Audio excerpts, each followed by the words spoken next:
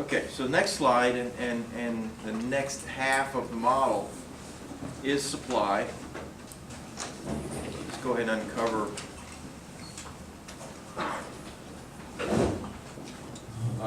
this slide here and tell you what the words are. But remember, when we do supply and demand, I do one of the items at a time. Do demand first, and then now I'm going to do supply. And then we'll put them together. Okay, we'll put them all together. Try to think differently in your mind. The demand side, you think like a consumer. You think like you buy things. That's what you have to think about, and that's pretty easy to do. But on the supply side, you got to think like a producer or a seller. Think like you're a business owner. So your mindset's a whole lot different. You're not buying, you're selling. And so what this blank is here in the beginning here is the behavior of sellers / producers. So what is your behavior? Well, your behavior is such that you're trying to sell something and you're trying to market your product and make money. Skipping down to this last bullet here, the motivation is money or profit. I don't care which word you use, either one works. Motivation is money or profit. If you can keep that in your mind, you shouldn't have any problem separating the two. Demand is about buying, supply is about selling and being a business owner. Supply is how much producers or business owners are willing and able to offer for sale at each possible price. Willing and able, so that phrase is up there again, to offer for sale. It's not how many you're willing and able to buy, but how many you're willing and able to offer for sale. And you're motivated to sell at a higher price if you can get it. Now, you may not be able to get that higher price, but you're willing to make available for sale more of them at that higher price. So we're going to go back to the video example. And the video example is not the greatest example for perfect competition, but you got to keep that in mind. Perfect competition means that there are perfect information, there are many buyers and sellers, and no one side of the transaction can influence the price. Video rentals is not exactly perfectly competitive, but we have to kind of imagine that it is. There are hundreds of these Blockbuster stores and places to sell and rent videos. There are probably hundreds of those Redbox vending machines, but the idea is that it is perfect competition.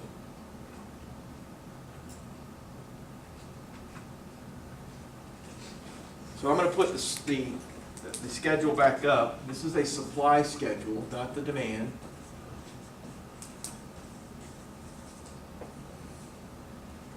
And we're going to have the same pricing.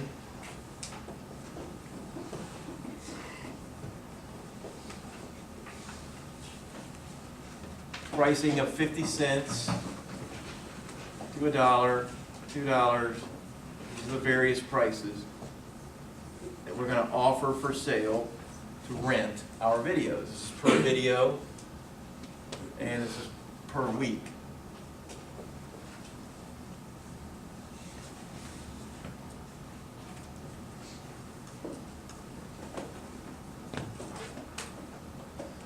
However, the table, when you fill it in, is going to be a little different because it's going to correspond to the definition of what the law of supply is. The law of supply says that it's the claim that other things being equal, that's ceteris paribus assumption, the quantity supplied of a good rises when the price of the good rises. So it's got to go in the same direction. As the price is going up here, then the quantity supplied is also going to go up. All right. Now, think about a business owner. If I were selling my videos at 50 cents a piece, am I making a lot of money on it? Probably not. Probably not making a profit, probably losing money on it. But you're willing to offer maybe one on the shelf at 50 cents. Maybe it's an old classic or a kid's movie or something. because you know you have to do that. You're not making your big money on that. I'm just trying to think what the motivation would be. So you'll put one on the shelf. What about $1? The dollar, you're still not making a lot of money, but again, as a business owner, you might need to make available a few.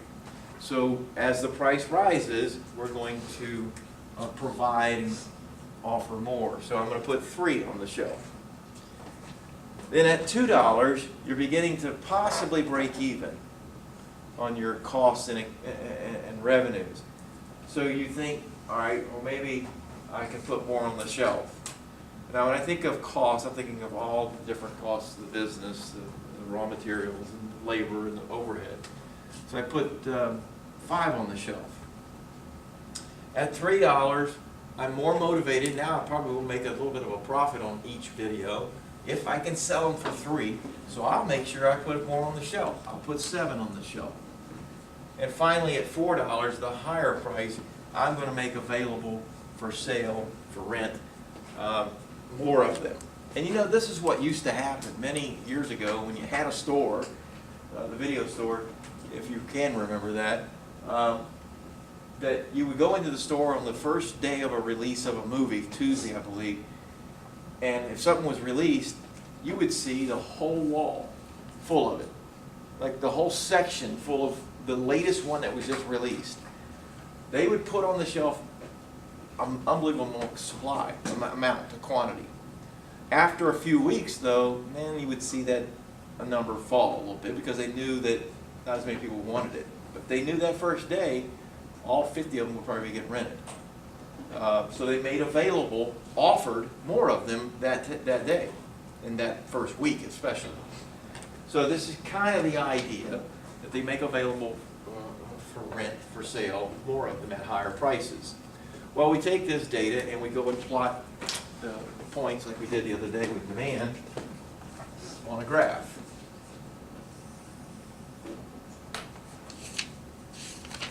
Quantity supplied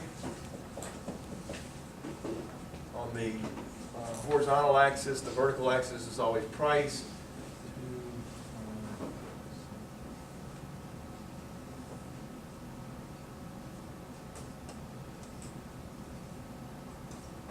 There's some odd numbers in here.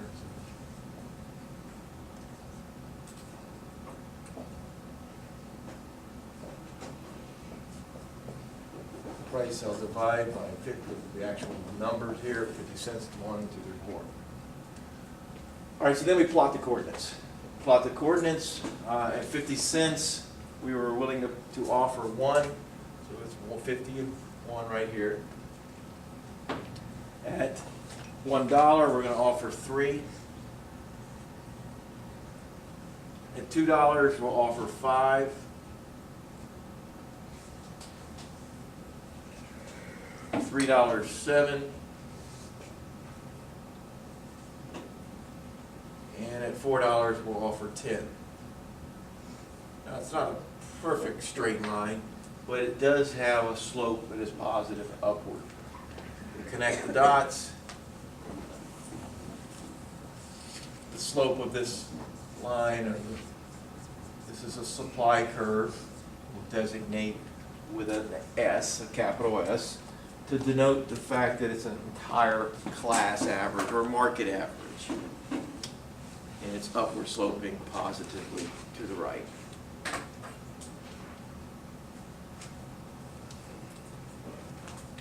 Now, there's not any additional slide on why is it positively sloped like we did with demand, on why it was negatively sloped. It's just understood that as the price goes up, quantity supplied is rising. As the price goes down, quantity supplied is also falling, so it goes in tandem with one another. So let's move to the section that is similar to changes involving demand. You have likewise the same kind of things that's going to affect supply. And I can tell you with a warning again, if this is the spot, another area on the test that many questions are missed. Changes involving supply. and there might be multiple questions on this. I may ask this kind of question 7, 8 times on the test. Ask it differently. So the changes involving supply, there are 2 of them, like there was with demand. The first is a change in quantity supplied. Now here's quantity supplied right here, this table. What do you think it's in response to? It's in response to the price of the video, price of the product. So anytime the price of the video or the product changed, there was a change in quantity demanded, or quantity supplied, sorry. And graphically, it's a movement along the curve on the graph. So back over here to the graph, if the price was at 50 cents on that coordinate, and there was an increase in the price of $1, it moved along the curve to the new point. So it's a movement along the curve at a higher quantity supply. From that point, you can move up this part of the curve to the new coordinate with a higher quantity supply. And it could also go down the curve.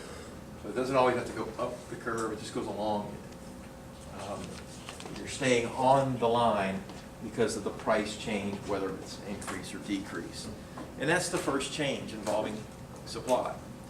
Again, it's terminology. So when you read the test question and you see the words quantity supplied, it should clue you in. If you see the phrase quantity supplied right there, you should be looking for price. Something to do with price. Now the way I question and word the questions, I'm not trying to trick you, it's just the way the difference is. The second one is change in supply. And you'll say, and you'll say, well, that's similar. It is similar, but it's not the same. And again, you're looking for the word supply, and when you see the word just supply, now you're looking for something else.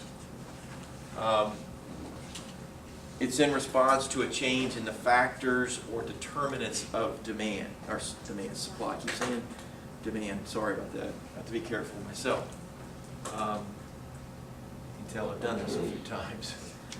In response to a change in the factors or determinants of supply. Now they're different than the ones for demand. They're listed down here. We'll take them one at a time. And likewise with demand, the change in supply is a shift of the entire supply curve on a graph. It's a shift. So rather than a movement along the curve, it's a shift to the right of the entire curve, or a shift back to the left of the entire curve. And this is an increase in supply. And this is a decrease in supply. Increase in supply, decreases in supply. Increases to the right, decreases to the left. And it's always that way, whether it's demand or supply. What causes the curve to shift right or left? Well, let's cover the first one. This is one of the factors or determinants. I actually think this is the most important. As a business owner, think about what are your costs. And I put the word cost in here. I actually think it's better to use the word cost. I don't know what your book put. Some books will use the word price of inputs. And when you use the word price, I think students get it confused with the price of the product, which is not what I want. I want you to understand that when you make something, there's a cost to making it. So I use pizza as an example. If you go in a pizza store, like Papa John's or whatever, you got some inputs. You've got the ingredients, the sauce, the vegetables, the dough, all those are the raw materials. You've also got the cost of labor and the cost of overhead, lighting, electricity. All of that is considered a cost of input. And from that information, let's say it costs you $5 to make a large pizza, per unit. But all of a sudden, something happens with vegetables, tomatoes, some of the other ingredients, and the cost of those items are more expensive to you. And you can't, well, you can afford to make some pizzas, but it's harder. It's going to cost you now $10 to make a pizza. So you as a business owner are going to say, well, because my costs are rising, I'm going to offer less, make available for sale less. Now I know you're thinking right now, you're going to raise your price because your costs are rising. And certainly that probably what would happen. But in a perfectly competitive market, it's going to be hard to raise your price. It really is. You're going to have to kind of suffer through it. But the idea with you is that you're going to make available for sale less, so that your supply is going to shift back to the left. The supply of pizzas will decrease because it costs you more to make one. You're just not willing and able to offer as many. Likewise, an opposite of that, if the cost fell, if everything went down, tomatoes and everything was less money to you when you brought it into the store, now it costs you $3 to make a pizza. Now you're willing and able to offer more, so it would shift or increase the supply of pizzas. So it depends whether the cost of inputs are rising or falling, and whether or not you'll increase or decrease supply, whether it shifts right or left. The second one is kind of related to this first one, technology. Because technology is about cost too. I mean, it involves maybe machinery, computerization, newer things to make life a little easier, more efficient. Like with the pizza example, we'll stay on that one for a little bit. Years ago, I don't know how long ago, maybe we could Google it, you could Google it. When was the pizza conveyor belt oven invented? You know what I'm talking about, the Papa John's, where you make the pizza on the table, put it together, and you put it in this little oven that's got a conveyor belt on it, and about 7-8 minutes later, I don't know, anybody work at one of those places? Little Caesar or any place like that? And about 7-8 minutes later, it's out and done. Well, that invention, that technology, allowed for fast food pizza makers to produce more per hour. I mean, they got to pump out hundreds per hour now. And it's just how fast people can put the pizzas together, put them on that top of that thing, and then it goes out the other end. I mean, they're falling off the end of it. If they're busy time of night, they're probably making hundreds. So the supply shifts to the right because technology improved. That one device, a newer way to make the pizza, not to make it, but to cook it. Likewise, if you were to think about the old ovens, you know, you have to move things around in the oven. You only get a certain number in there. Probably can't make as many per hour. Even on busy times of the night, you're trying to put as many in there. I'm not worried about quality, okay? Taste. It's irrelevant right now. I mean, it just talks about how many are being produced in the supply of something because technology has improved. Letter C is expectations of producers. Remember we had expectations of consumers? Well, now we have expectations by the producer, the seller. The seller of a business has expectations too. You have to expect things you have to predict things that might occur. So my example here is farming. This example for a second. Let's see.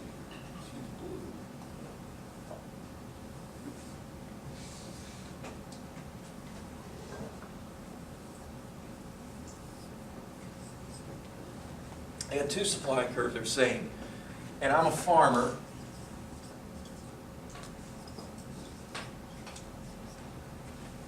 And I grow either corn or wheat in my fields. And I'll just say I go 50-50 on the fields. I'm growing half of each.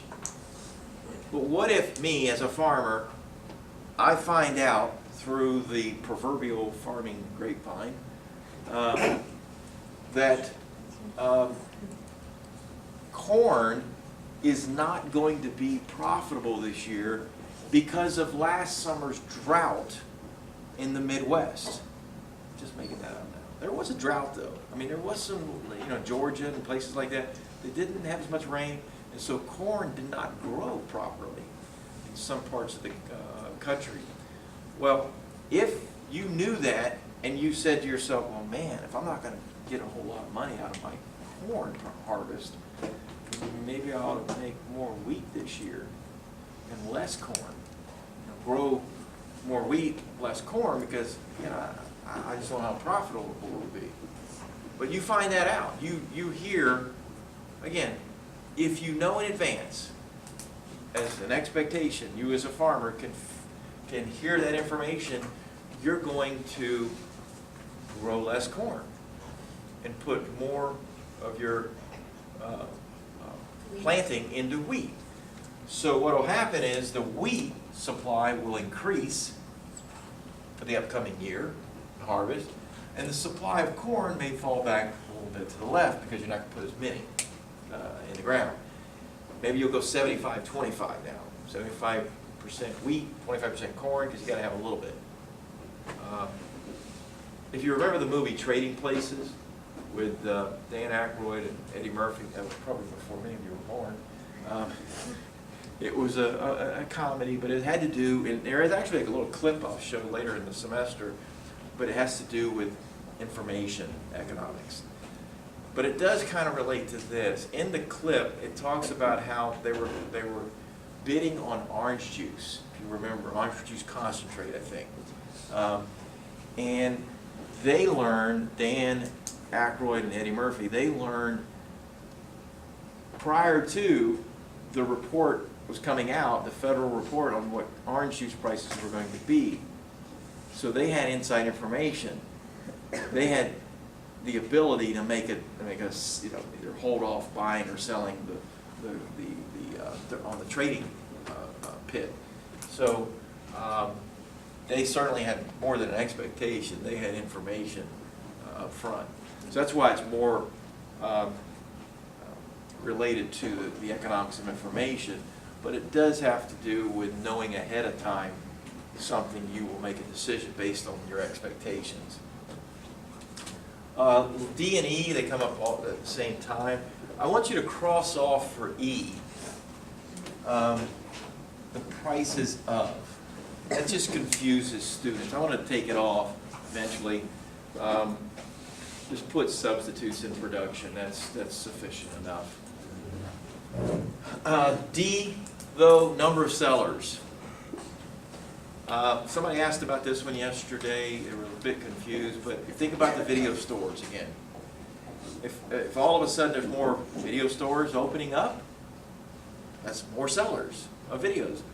Shift to the right, increase.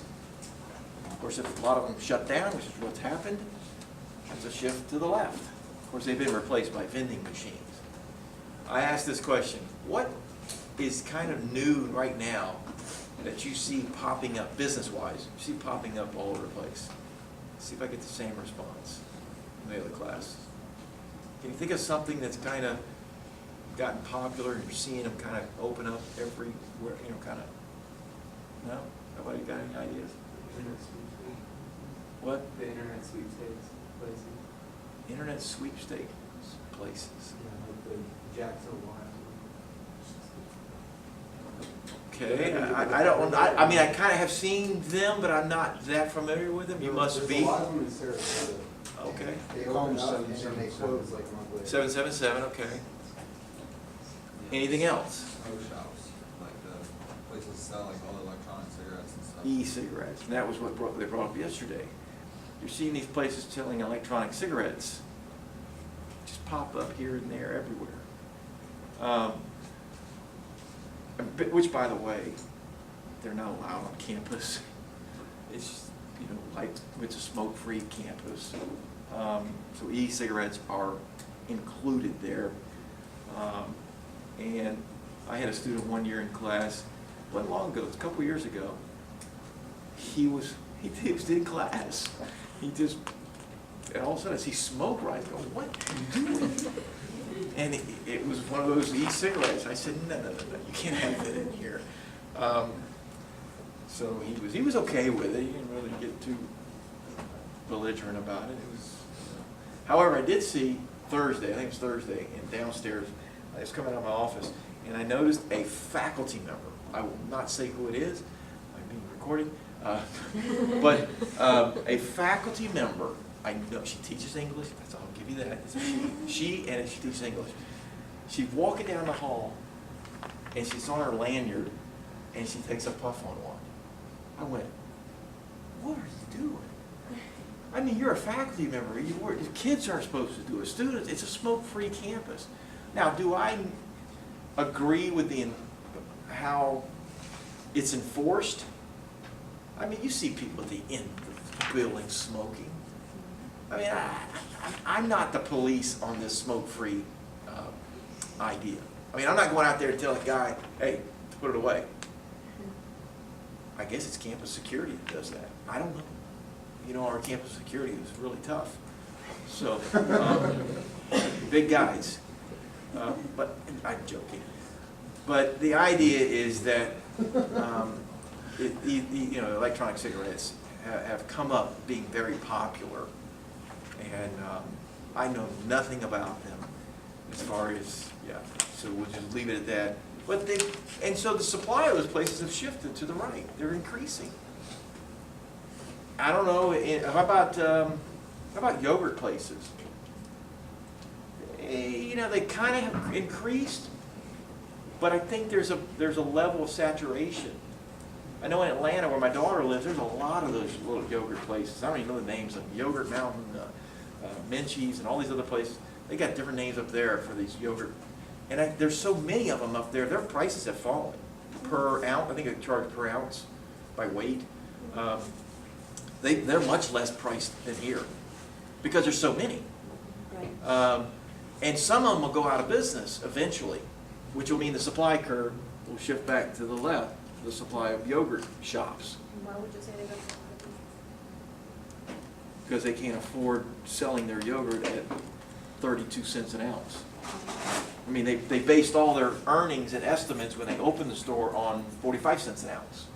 Now, because there's so much competition, that in order to stay afloat, they've lowered their price a little bit, maybe to 43 cents, then to 41. Everybody else starts to lower. All of a sudden, you got so much competition, everybody's lowering their price. So that's why they would probably eventually. And their costs, maybe they've got a lease on the building, and they can't keep up with that. So I don't know. It's a tough thing to do, and there's other businesses. I know. Checkers grew many years ago, again, probably before you were born, many of you. When they started in the early 90s, I think, they grew really fast. There was a Checkers opening up on every corner, it seemed like, everywhere. Of course, now you see fewer because they closed a lot of them. They just grew too fast, and they weren't making much money. You know, they were interesting when they were put together, Checkers. It's a modular building, and all they would do is put a slab of concrete, and they would come with a crane, hoist it, and put it down on this building, on this concrete, and that was it. It took them about a week or two to open one. If they wanted to close it, it'd take them about, 2 days. All they gotta do is take the building off the slab, and it's gone, and you have no more Checkers. It was an interesting concept, but they just grew too fast. One of our professors, he actually invested in them because they went public. And at the time, I think it was $16 a share. And I think within a few years, they were less than $1. It was like pennies. It was not a great investment for him. He's not here anymore. That's not the reason, but he moved to a different state. But, yeah, you make investments as a potential, on kind of, you know, growth, those kind of things, you're interested in putting your money into something. All right, the last one is substitutes in production. And the reason it's listed like this is there's going to be an increase in the supply, sometimes in products that substitute for one another. The best example is in inflatable balls. Wilson Sporting Goods, Wilson, the manufacturer, makes footballs, basketballs, volleyballs, soccer ball, all inflatable. And they increase production, increase supply during certain times of this year, during their season. Right now, I would kind of say it's more basketball season. So maybe in the sporting goods stores, you see more basketballs on the shelf. In the fall, you probably see more footballs on the shelf. Soccer seems to be year-round, so probably all the time they've got soccer balls. Volleyball, I think, is more of a fall, winter sport. So there's more volleyballs probably during the fall period of time. But they increase production of one item, substitute, and then decrease another because they're not selling as many. They know the time of year in which they'll sell more of. So that's the example I usually give with that. All right, so that's the end of the items that are going to shift the supply curve. So repeating what was written there, the increase in supply is a shift to the right, decrease in supply is a shift to the left.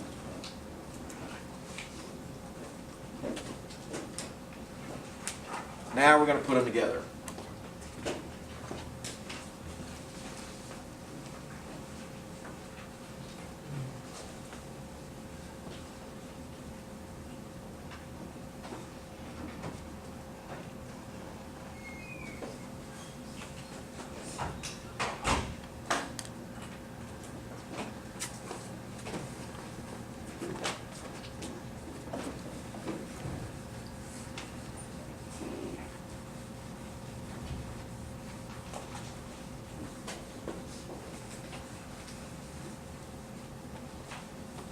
Let's see, I want to leave up here.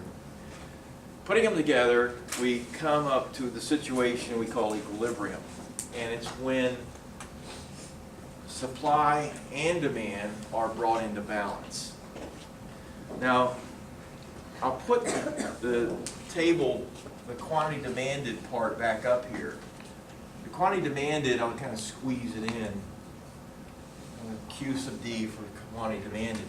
The other day we had this, 9, 8, 6, 4, and 2. I think that was the numbers we had the other day. So this is nothing more now than a complete table with both quantity demand and quantity supply in it. So when you say that equilibrium is occurring, supply and demand are brought into balance.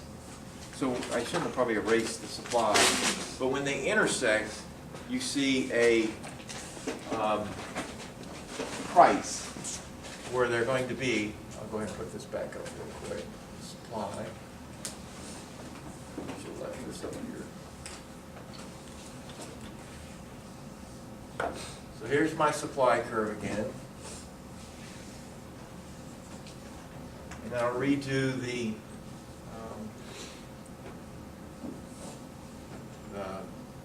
demand curve from the other day. 50 cents, it was 9, right there. And $1, it was 8, 6.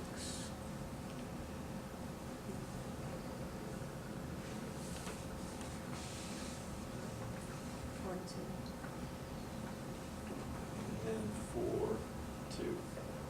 Okay. So there's my demand points. Connect those dots and there's demand, and where they intersect is called equilibrium. It can be called market price or going rate, phrases that are used to describe where that intersection is. So this is our infamous X. When we have them in balance in a perfectly competitive market, everybody's happy. That's the market price. The price here looks like it's above $2. A little above $2. $2.10 or so, $2.15, something like that. Doesn't matter. And the quantity is around between 5 and 6. Between 5 and 6. Unfortunately, the table I have over here, it doesn't come out evenly. One's at 6, one's at 5 at $2, so you know it's above $2 a little bit. On the table on the test, it comes out evenly. I make one where it's, you're going to see like $2, this will be 6, and this will be 6. So you know they're in balance. Here's another graph of it, picture of what I've shown. This is a different example with printers. Price of a printer is $100. Equilibrium in the marketplace between the supply and demand of printers sold per month is about 19.5 million quantity. So that's price and quantity equilibrium. Now there are two situations that occur if we're out of equilibrium. We can be above the equilibrium price or below the equilibrium price. It's the only two options. If we're above the equilibrium price, we're in this first case. It's a situation in which quantity supplied is greater than quantity demanded. It creates a what? A surplus. Creates a surplus. So if we're above equilibrium, say at $4, we could be at $2.50 or $3 or $3.75. Doesn't matter. As long as it's above the $2.10, above the equilibrium price, we're applying this first thing. We call that excess supply. We call that surplus. But at $4, here's what you do. You draw a dotted line. Oops, this dot there. Draw a dotted line all the way across, running through the demand and touching the supply. The gap between this point and that point is my surplus. That's the surplus right there. That distance between the quantity supplied and the quantity demanded. I can tell you, I want you to tell me what that surplus is. Mathematically, at $4, the quantity demanded is 2, and the quantity supplied is 10. So what is the surplus? The gap between the two. 8. Subtract 10 minus 2, the difference between 10 and 2 is 8. Got it? That's a question on the test. I'm going to ask you what is the surplus, and you'll look at a graph and you'll see it. Okay? The numbers will be on the axis. The numbers will be right down here. All you gotta do is subtract it. Many people, not many, but some people miss this question, and I don't have no idea why yet. I'm trying to talk slowly about it. That all you're doing is using the price of $4, which is above equilibrium, and the distance between the points is the surplus, and you just know what the quantities are. Some people try to relate it to the equilibrium price. None. Don't go back down to here. Just go straight across and give me the surplus. Is that like, like using your highest number, you mean? Like, for instance, number 4? I could use 3. Okay, I was just making. If I use 3, the surplus is going to be the difference between here and there. So as long as it's above. As the long as it's equilibrium. above, yes. Okay. It's going to be a smaller surplus. Right. The gap is smaller. That one would be 3. Difference between 7 and 4. I don't want to put any more dotted lines on here. Makes it bad enough. All right. So at any point above equilibrium is called a surplus, and I'll ask you what that surplus might be.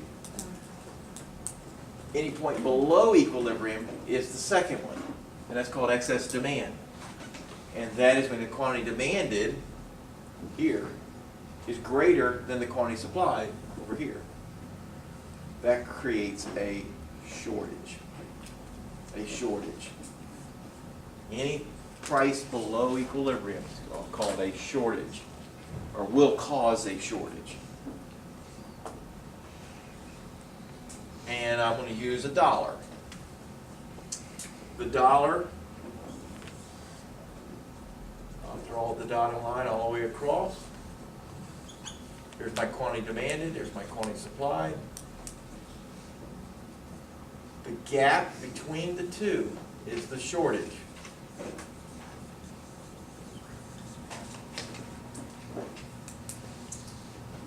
That little gap between them is the shortage. How much is that shortage? Well, you go down to the axis here, it's 8. You go down to this axis, is 3. The difference between the two, 8 minus 3 is 5. So there's my shortage at a price of $1. You're only looking at this one price. Don't go back up to the equilibrium or anything.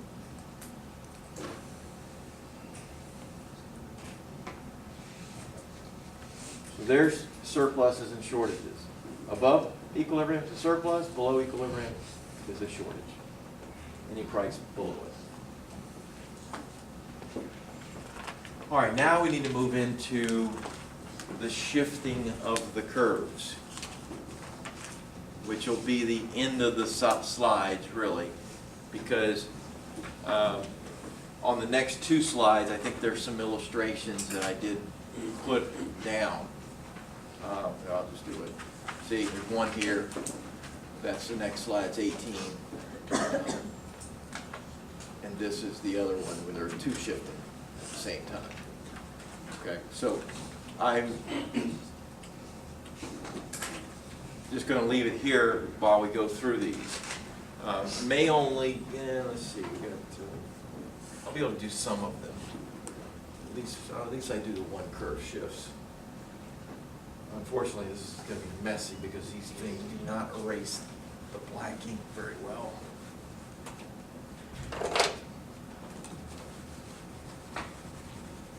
Yeah, that's big.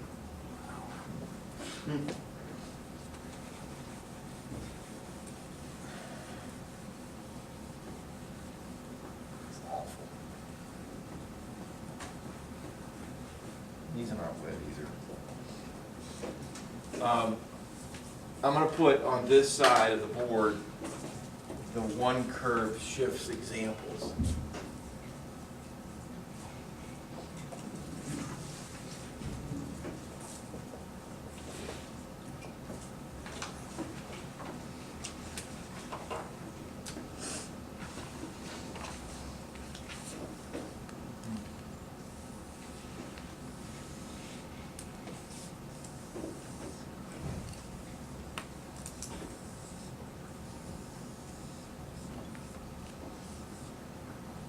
I'm just going to draw 4 generic supply and demand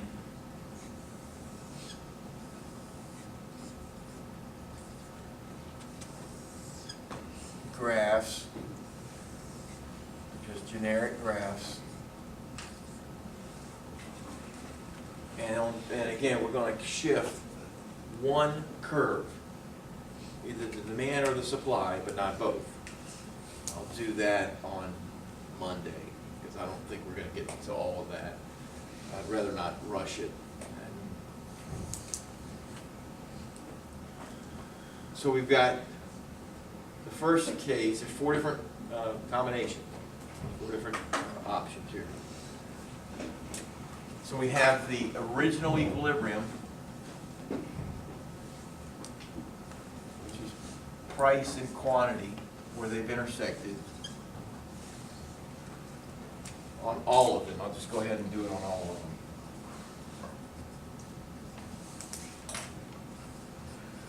E for equilibrium.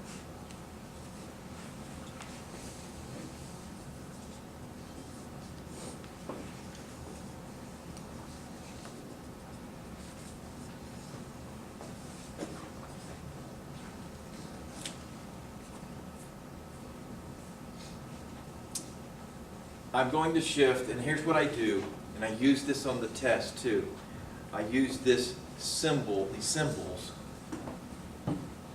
to help understand. When I say increase, I'm going to use an up arrow. When I say decrease, it's a down arrow. So I'll put down the first option. Demand will increase. What I want to know is what happens to price and quantity when that occurred. So one curve will shift, in this case demand. Supply doesn't do anything, supply stays constant. If demand increases, that's a shift of the entire curve. A rightward shift. There's my new demand curve. That's my new equilibrium. What happens to price and quantity?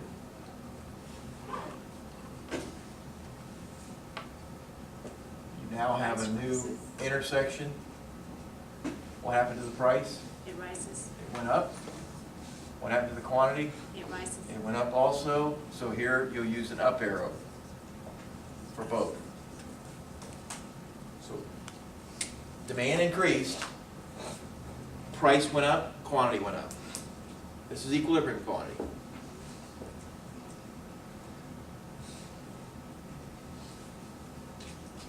Now I encourage you on the test to sketch the drawing, just like this.